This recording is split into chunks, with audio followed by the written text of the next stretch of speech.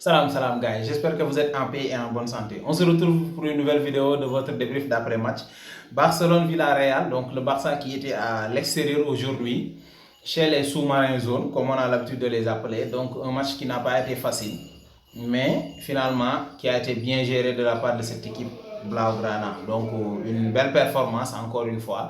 Donc j'avais un peu de crainte par rapport aux résultats qu'on a eu face à Monaco. Et aujourd'hui, on a failli faire encore cette mauvaise performance-là.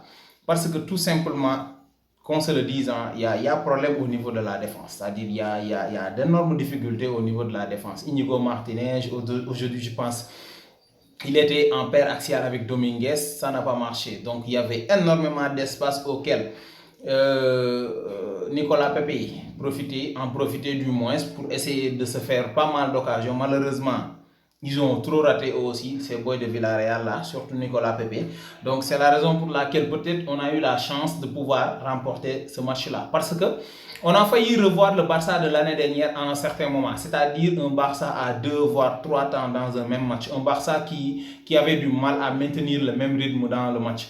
Au début, on a été un tout petit peu bousculé par cette équipe du Villarreal parce que tout simplement, c'était normal. Ils étaient à domicile, donc ce n'était pas un match qui allait être facile.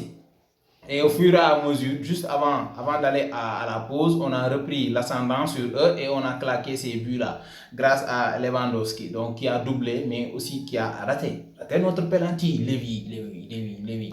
Par moment, il faut céder la chose au gosse, c'est-à-dire, il y a Lamine qui te pousse pour te dire va tirer le penalty, alors que c'est lui qui l'a obtenu. Mais on s'attendait à ce que ça soit le contraire, à ce que ça soit toi qui puisses lui dire petit, tu vas tirer le penalty. Donc malheureusement, un penalty mal exécuté de la part de Lewandowski qui aurait pu avoir son triplé.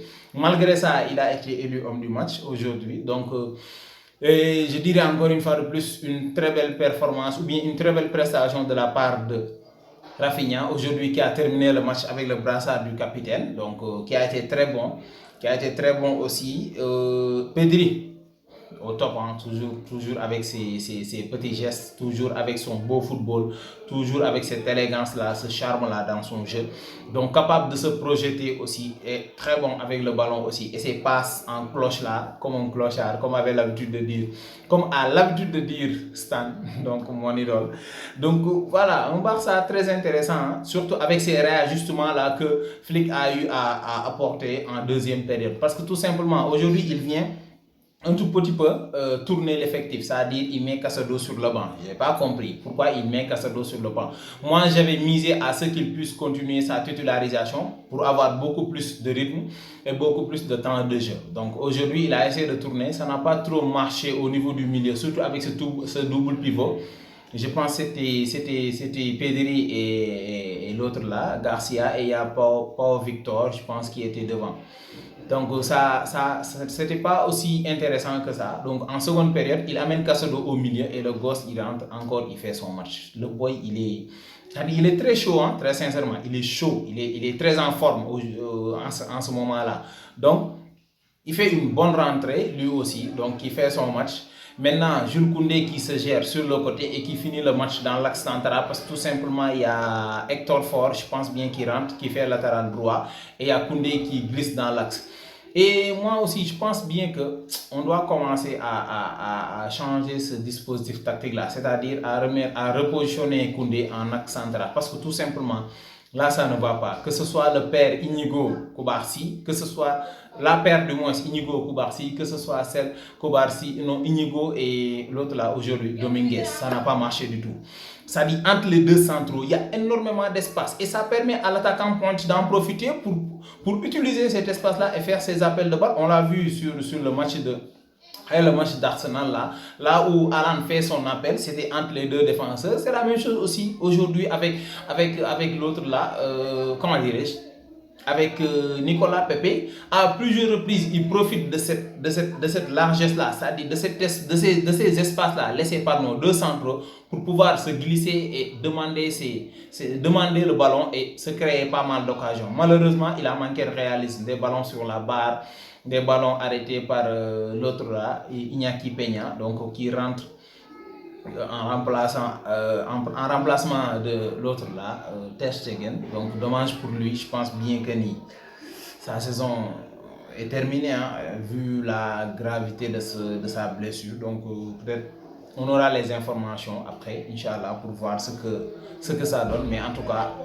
c'est pas une petite blessure, apparemment. Parce que tout simplement, dès qu'il est tombé, donc il s'est fait mal et il a aussitôt demandé le changement. Donc, il y a Iñaki Peña qui rentre, donc malheureusement, qui encaisse un but sur le premier tir cadré, je pense bien sur le premier tir cadré, je pense bien de l'autre là, de cette équipe du Villarreal. Donc, il faut qu'on trouve un gardien de but. C'est-à-dire il faut qu'on trouve non seulement un deuxième gardien de but, c'est-à-dire une doublure de Ter Stegen, pour pouvoir rivaliser avec les grandes équipes. Parce que tout simplement, en football, quand tu veux gagner des trophées majeurs, il te faut un grand gardien de but. C'est-à-dire des gardiens à l'image de David Raya. Des gardiens qui te sortent des top performances dans des rencontres compliquées, voire même dans des rencontres où tu te fais perdre. On se rappelle de Thibaut Courtois la dernière fois face à Stuttgart. C'est-à-dire c'est ces gens de gardiens-là qui te font gagner des titres. Ter, parfois il passe à côté, parfois il fait des erreurs, tu ne comprends pas. Iñaki Peña, on ne peut pas compter sur lui pour peut-être faire toute notre saison, ou bien faire la saison que nous voulions faire cette année-ci, ou bien nous voulons faire cette année-ci. Malheureusement, il y a Ter qui se blesse, il y a Peña qui est là. Bon, on va essayer de faire avec parce que c'est lui qui est là. Mais il faut qu'on trouve un gardien de but. C'est-à-dire il faut qu'on trouve un gardien de but, un grand gardien de but, qui va au moins essayer de nous gérer nos buts. Parce que tout simplement, pour se frotter à ces grandes équipes-là, il te faut un grand gardien de but. Donc, belle performance aujourd'hui de la part de cette équipe barcelonaise. J'ai parlé un tout petit peu encore. Bon, comme les Niwasi Olofrek, parce que le gamin, on sait qu'il est fort. Voilà. La dernière fois, il y a Chris qui parlait de lui, il y a pas mal de grands joueurs qui parlaient de son potentiel. Et ça se voit, ça se confirme encore une fois de plus sur le terrain. C'est-à-dire l'audace, la responsabilité, l'autorité à la limite qu'il a dans cette équipe-là et sur le terrain, à son âge, c'est exceptionnel. Je parle de qui? De Lamine qui ne veut pas répondre à son nom. Parce que Yamal, encore une fois, en Wolof, ça veut dire reste tranquille. Yamal, reste tranquille. Mais lui, il ne veut pas. Continue à traumatiser ses parents, continue à traumatiser ses papas, ses grands frères, ses oncles sur le terrain. Donc, très belle performance encore une fois de plus aujourd'hui. Pour lui, 2 passes décisives, mais la deuxième passe décisive, exceptionnelle.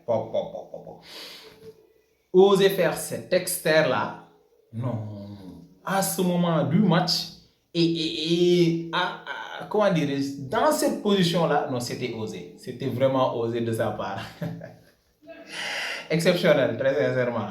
Une très belle passe extérieure du pied comme ça.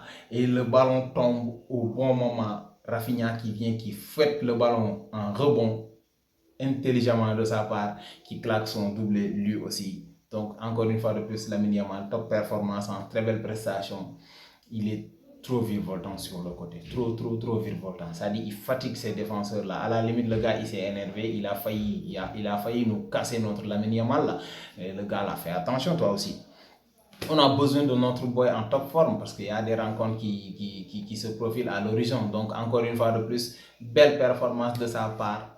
Belle performance aussi de la part de cette équipe barcelonaise. Donc victoire 5-1 à l'extérieur à Villarreal. Donc je pense bien que on s'est ressaisi, mais il y a pas mal de choses à rectifier aussi. C'est-à-dire parfois il y a cette baisse de rythme là, cette baisse de rythme du moins, et qu'on avait l'habitude de voir l'année dernière et on l'a un peu vu aujourd'hui dans ce match-là. Mais je pense bien que Flick va refaire va refaire pas mal de choses dans cette équipe-là. Et une dernière chose, vivement que nos blessés nous reviennent, très sincèrement. On commence à en avoir beaucoup, très sincèrement. On a pas mal de blessés, on a pas mal de joueurs à l'infirmerie. Il faut qu'ils nous reviennent. Il faut qu'ils nous reviennent. Donc, vivement le retour de nos blessés. Donc, d'ici là, on se donne rendez-vous pour une prochaine vidéo. N'oubliez pas de vous abonner, de liker, de partager les vidéos. Ciao tout le monde.